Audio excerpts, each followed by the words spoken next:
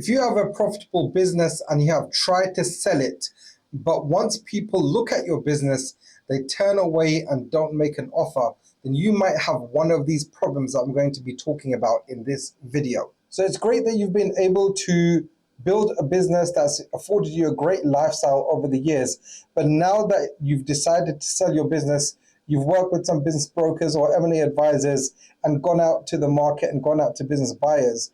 And they've looked at your business, initially been interested, but then they've turned away. And you ask yourself the question, why is that happening? The truth is that when you are looking to sell your business, you're building a different value proposition from trying to sell to your customers.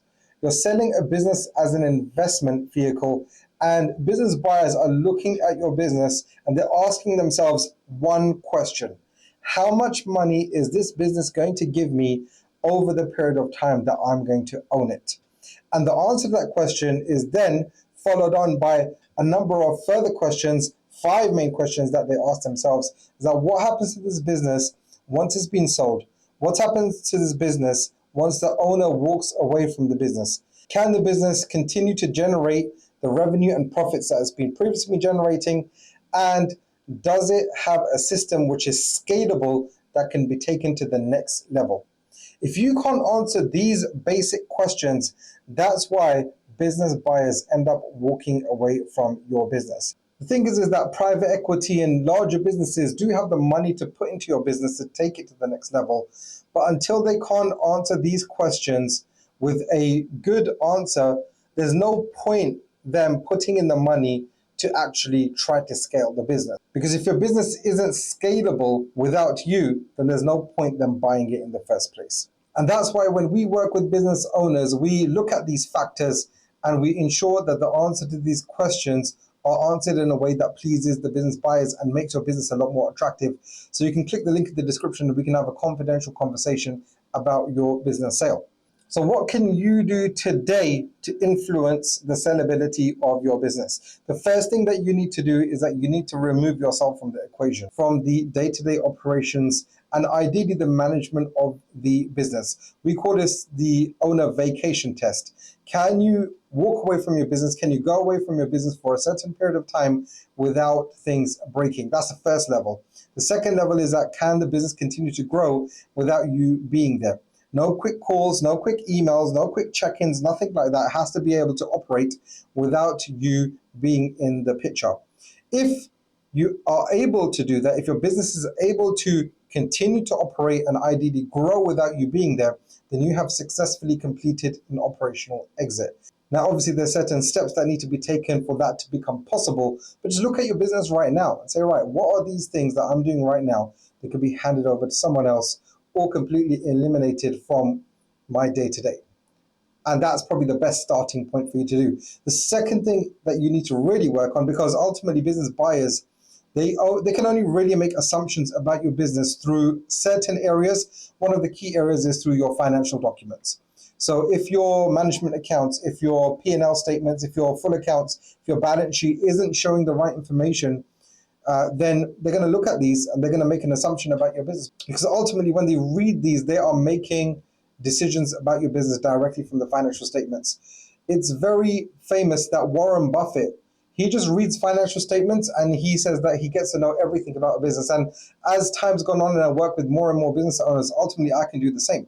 I can just look at the financial statements of a business and understand immediately that, right, this business is either being operated well or it's not being operated well, because all of the information ultimately isn't there. Yeah, there's some context that goes around with further documentation and information that we receive from business owners, but it's really about what's being shown in the financial statement. So look at your P&L, look at your balance sheet, look at your cash flow statements. And number one, see, many business owners don't even look at these. It's unbelievable. I don't know how they run the businesses like that, but look at your documents and can you understand them?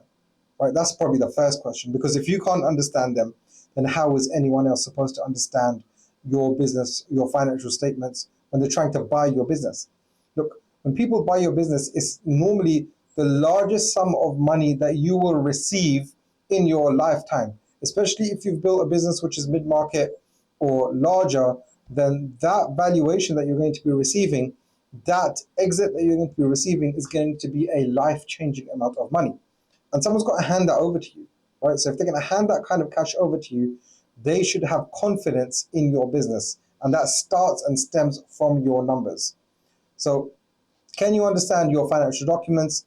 And if you can't, then start working with your accountant to ensure that they become understandable. So each business is different, but I normally work with the service-based industry. And you've got your revenue, then you've got your labor costs, and in some service industry, there's some other costs of goods that you have that go on with your labor.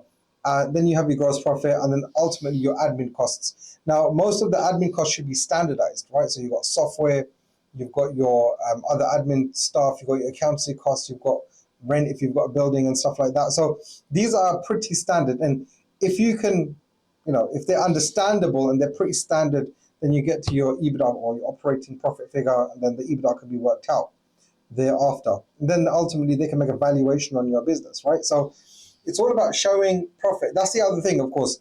When you are running your business, you're trying to save tax. And of course, in a legal way, the more tax that you can save, the more better it is for not paying tax ultimately that you don't have to pay. But when you're selling your business, you want to be showing the profit. Yeah, you have to show the profit, and that means showing the operating profit. And once you show your operating profit, ultimately that's what you end up paying tax on.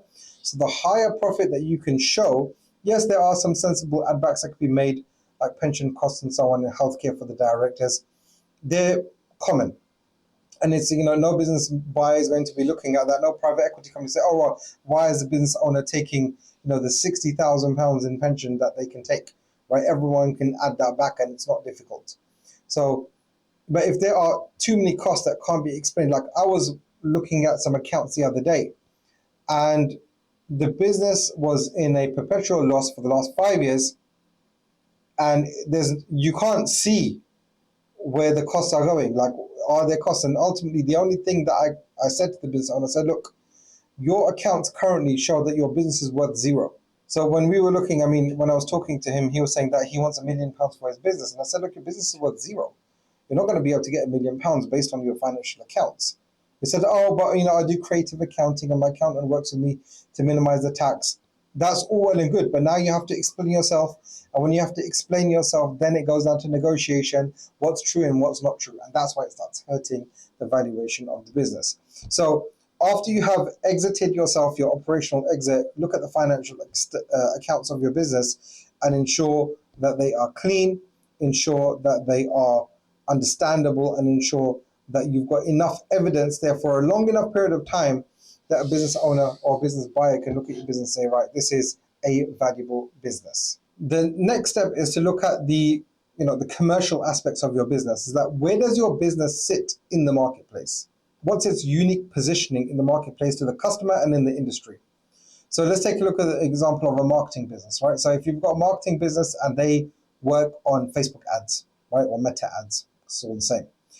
That's a clear positioning in the marketplace that they do Meta ads. And ideally, if you do Meta ads for a particular industry, so let's say you do Meta ads for the accounting industry, or you do Meta ads for dentists or something like that, right? So there's a clear positioning in the marketplace. Then you can go even further. So that, right, I do Meta ads for dentists in London.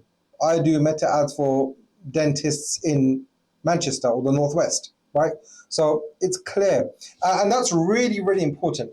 People don't understand how important it is that you're able to really identify your position in the marketplace, because when a business buyer is looking at your business, they're looking at, right, what value is being attached, because ultimately there's the true value of the business, meaning what's the EBITDA multiple of the business. Then there's a second valuation, which is the strategic value. And the strategic value is arguably more important than the true market value of a business. Ultimately, everything stems from the true market value of the business, because if your business is doing, for example, 1 million in EBITDA, there's a multiple that's applied based on it being 1 million in EBITDA, then of course that's your starting point, right? But then if, for example, you're doing Meta ads for dentists in the Northwest, for argument's sake, let's say, for example, there's another business that is also doing Meta ads for dentists, but they're doing it for businesses in London, for dentists in London, then they know, right, actually, If we were to start off and do Northwest, then we would have a difficult time. Why? Because the market is being dominated by your business, because your business is doing meta ads in the Northwest. So look at what is the unique positioning of your business in the marketplace. And then ultimately the buyer is going to put a premium on that. Because let's say, for example, you've got a million in EBITDA, and that million in EBITDA is being valued at 3 times or 4 times. Let's say 4 times for argument's sake. So that's 4 million, right? £4 million is the enterprise value of your business. But they know that if they were to start the same thing, then they have to try to take the business away from you and so on and so on. So then they say, no, you know what, actually, we're going to put a 5 times multiple or a 6 times multiple. So all of a sudden, you've got your business value has gone from 4 million to 5 or 6, just because they don't want to enter the marketplace and compete with you because you own that marketplace. Where does your business stand in the marketplace for whatever you do in your industry? Right? It's the same for accountants, it's the same for lawyers, it's the same for marketing companies, it's the same for everything, right? So are you able to have a clear positioning?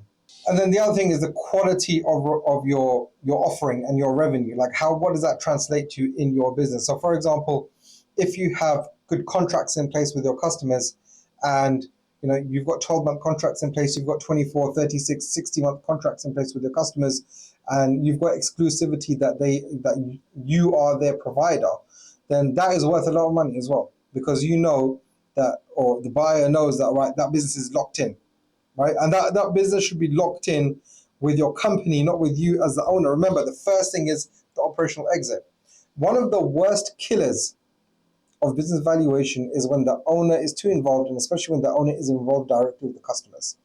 If you can remove that by having contracts in place with the company, that solidifies that business for that period of time of the contract. And the quality of that really translates into the confidence that a buyer looks at your business with, and then ultimately they're willing to pay for. And you've got contracted revenue, but that contracted revenue isn't lumpy. And what I mean by isn't lumpy, I mean that there's not too much customer concentration. So I talk about this a lot in other videos, and it's so important that you don't have too much of a large customer that is, if they walked away, then your business would essentially half, right? Or even shrink by a quarter. That's way too much. So you have to be able to diversify your customer list and your customer revenue sources. And that's where the quality of your revenue really comes into play. So the commercial aspects go from branding all the way down to the contracts that you have with your customers and how long those contracts are, and also the mix. We call it the customer mix. So what the customer mix looks like. If you can identify these areas, then you'll be able, or fix these areas, then that's when your business becomes a lot more sellable, because ultimately you've tried to sell your business for some time and it's not selling. It could be any one of these factors, right? And the problem is, one of the biggest problems in the industry is that business brokers, they don't even know what this is ultimately, right? The amount of business brokers that I come across, and they have no idea what they're doing. And then they do such a bad job for you as a customer. It's unbelievable. I really feel for you as a business owner if you've tried to sell your business and you've got crickets, right? There's no one who's interested. It's because the advisors that you've got in place are not doing you justice. And that's why going for a good M&A firm who's really looking at all aspects of your business and the sellability and all of these things that we've spoken about. And these are just the tip of the iceberg that we're putting in a short video. They should look at your business. They should be able to position your business in the right way, prepare your business with you, right? And sometimes it does take time. So maybe you've had your business on the market, or you've had your business for sale for the last 12 months and it's not really gone anywhere. Maybe you need to work on your business for another 12 months, get all of these things fixed, and then you can go back out, and then you'll be able to not only sell your business for a higher valuation, but you'll actually be able to sell your business, right? Someone will be willing to purchase it. Why?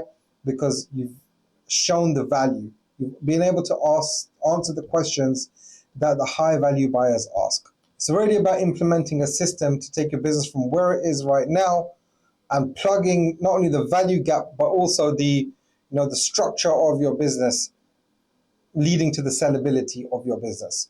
So here at Middle Market Business Sales, that's what we do. We work with clients like you to ensure that your business is ready for sale and it's sold at maximum value. And that's what we talk about in this. So there's a video that's popping up on the channel right now. Click that and I'll see you in the next video.